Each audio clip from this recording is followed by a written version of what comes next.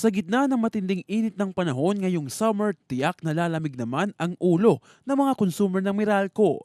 Kasunod ng pag-anunsyo ng Manila Electric Company o Meralco ng pagpapatupad nito ng 0.05 centavos per kilowatt hour na bawas singil sa kuryente ngayong Mayo. Ito ay sa kabila ng nakaambasa ng 0.07 centavos na dagdag singil sa kuryente ngayong buwan.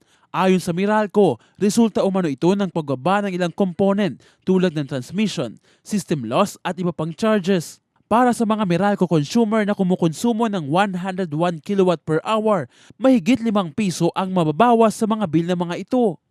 10 piso naman ang mababawas sa mga kumukonsumo ng 200 kilowatt per hour.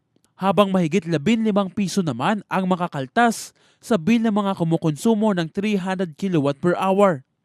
Mahigit 20 piso naman ang bawas para sa mga kumukonsumo ng 400 kilowatt per hour, habang 25 piso naman ang bawas sa bill ng mga Meralco consumer na kumukonsumo ng 500 kilowatt per hour.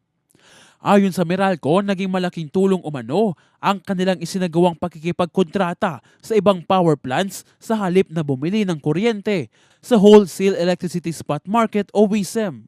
At syempre naman, ang ilan nating mga kababayan, ikinatuwa ang bawas singil sa kuryente.